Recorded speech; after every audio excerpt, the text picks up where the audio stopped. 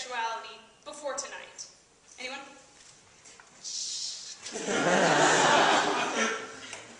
Well, okay, who automatically wants to ask me if I reproduce by myself? No, I'm not a sea cucumber. There are many different definitions rolling around on the internet, but the prevailing theme is that an asexual lacks sexual attraction of any kind to any particular gender. I'll be honest here, I think about sex a lot. I mean, who doesn't? Be honest with yourself, please. Please. But the difference is that when I think about sex, it's because I'm trying to figure out what is so appealing in both the act and the other person involved. Does that mean I'm not attracted to people in general? No, not in the slightest. I find that the more I get to know a person, the more likely I am to form an attachment to them and become attracted to their personality and want to spend more time with them. I just don't want to waste time with making out, or what I like to call gratuitous kissing, and having sex. I think there are way better ways to spend time in getting to know a significant other on an intimate level, even if it doesn't actually involve intimacy. Asexuality is one of those sexualities with a lot of variability. The most common terms you'll hear from an asexual when they classify themselves are gray asexual, aromantic asexual, and hetero-romantic/homo-romantic/biromantic asexual. Gray asexual is what some asexuals identify as when they don't generally experience sexual attraction, but have had some instances where they make an exception. Aromantic asexuals are those who don't seek romantic or sexual relationships because they don't desire them in any way. The variations of romantic asexuals, are people who desire romantic connections with people, but do not seek or need sexual interaction with those significant others. Contrary to popular belief, there is a way to have a successful relationship without basing a lot of the character on the sex. I identify as hetero-romantic asexual, meaning I find the opposite sex appealing more often than not, but I do not seek sexual interaction in a relationship, and I'm not sexually attracted to them, period. I really look at personalities when I'm looking for a significant other. My most successful relationship involved no sexual interaction of any kind. We were able to have fun together, and we sought each other's company in a completely non-sexual way. So, how did I figure out that this was how I identified? Like many people today, I log multiple hours on the internet. One of my favorite places to lurk is Tumblr, a personal blog website. I follow a girl named Rev, who identifies as asexual and whom I consider to be the queen of asexuality. Everyone comes to her with their questions about what it is, whether they should identify that way, and what it is like being asexual. As with any sexuality, there will always be questions about what it is, how you align with it, and why you're limiting yourself by identifying as an alternative sexuality. Rev has answered multiple anonymous questions from other people that I find myself thinking about, like what sexual attraction is, and her advice has been super useful. When I tell people that I'm asexual, I have to brace myself for the onslaught of cliche phrases that I think almost every asexual has had to deal with, such as, have you even had sex? How would you know if you don't like it or not? Maybe you just didn't have sex with the right person. He wasn't Mr. Right. That changes everything.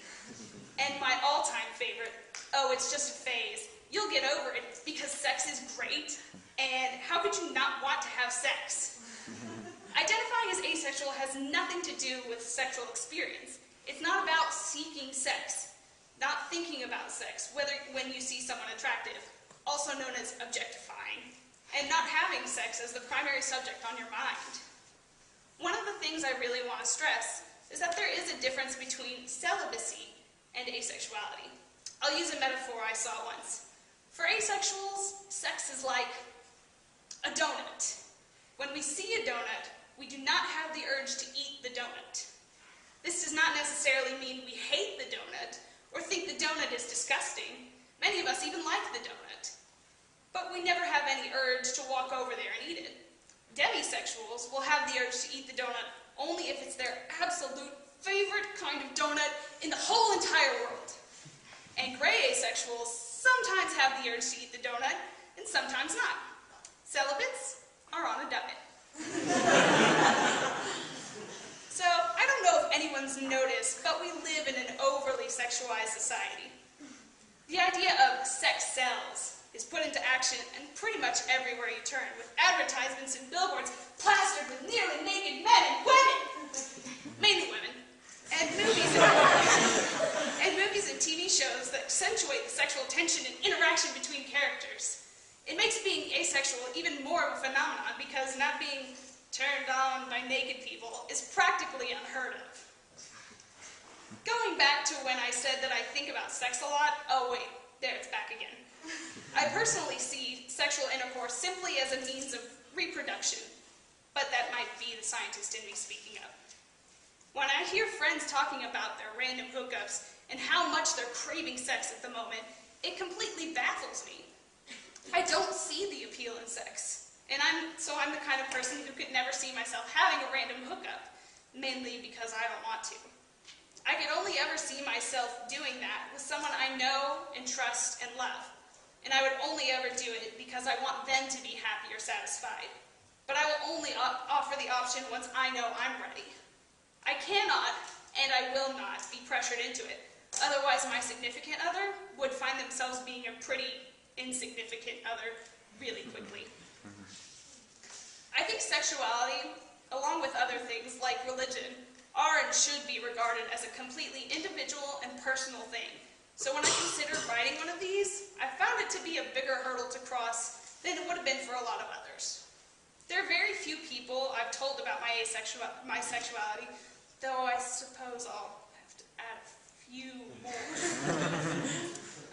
I know it's pretty normal for people to tell their actual coming out story at these things, so I figured I'd share with you a little about coming out to my parents. Early on in my exploration of my sexuality, I knew that I wasn't normal, whatever that is.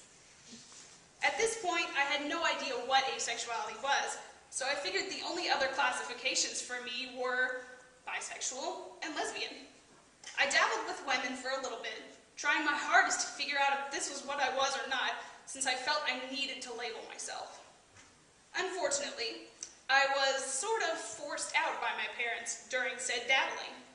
I remember talking on the phone with them after a GLBTA meeting and being really excited about finding an organization that had members I could identify with and sympathize with. My mom asked exactly what I had feared she would ask. God, she's the cleverest woman I know. She asked, "Are you joining this group because you are?" Stunned silence. I just sat on the phone in shocked silence for about a minute before I finally stammered out, I think so, maybe, yes? Is that a problem? I was extremely fortunate in that while they didn't understand this sudden apparent shift in my sexual tendencies, they have been trying to understand what my sexuality means to me and why it's so important to me. And although, I'm still attracted to men in general, I still identify as queer. Identifying as queer is really important to me because asexuality is a queer sexuality, no matter what other people may say. I'm asexual, I'm queer, and I'm proud to be these things because they make up who I am.